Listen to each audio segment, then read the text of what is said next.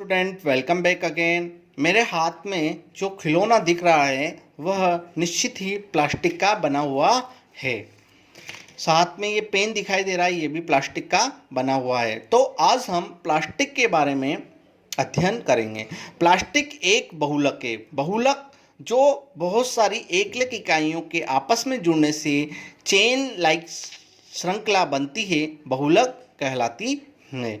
कुछ प्लास्टिक में इकाइयों की व्यवस्था रेखीय होती है तो अन्य में यह व्यवस्था क्रॉसबद्ध या त्रियकबद्ध होती है।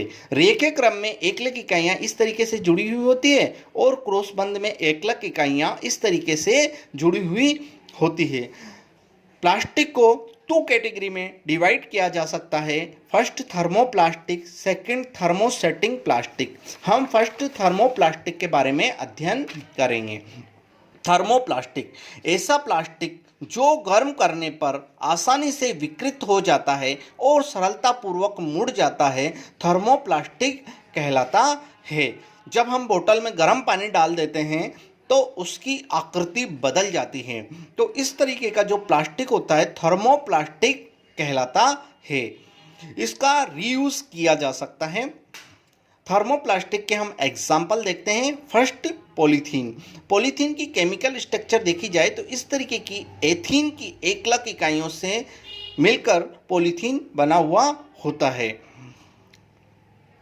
इसका उपयोग खिलौने बनाने में, कंघियाँ बनाने में, पॉलीथीन बैग इत्यादि बनाने में किया जाता है। इस तरीके की ये पॉलीथीन ये यूज़ आती है हमारे जिल्द चढ़ाने में, है ना।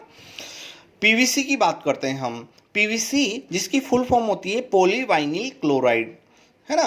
तो ये वाइनिल क्लोराइड जो होता है, वाइनिल क्लोराइड की एकलक इकाइयों से मिलकर इसकी केमिकल स्ट्रक्चर का फॉर्मेशन होता है और बहुत सारी इस तरीके की इकाइयाँ आपस में जुड़कर पीवीसी का फॉर्मेशन करती हैं। पीवीसी का यूज़ पाइप, केबल, इंसुलेशन, दरवाजे इत्यादि बनाने में किया जाता है। इस तरीके के पाइप जो होते हैं वो पीवीसी के पाइप होते हैं। नेक्स्ट हम बात करते हैं थर्मोसेटिंग प्लास्टिक के बारे में। थर्मोसेटिंग प्लास्टिक ऐसा प्लास्टिक जिन्हें एक बार सांचे में डाल दिया जाता है तो इन्हें ऊष्मा देकर नरम नहीं किया जा सकता, ये थर्मोसेटिंग प्लास्टिक कहलाता है। दैट मीन्स इसका यूज रीयूज नहीं किया जा सकता, है ना।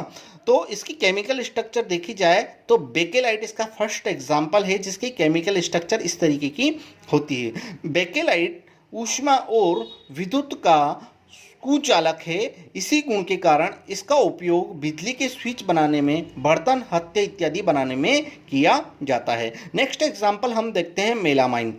मेलामाइन की केमिकल स्ट्रक्चर इस तरीके की होती है और इसका यूज़ मेलामाइन आग का प्रतिरोधक होता है, इसीलिए इसका यूज़ फर्श की टाइल, रसोई के बर्तन व कपड़े बनाने में किया जाता है। Fire resistance suit. तो आपने इस तरीके से आज प्लास्टिक के बारे में अध्ययन किया। Thank you very much.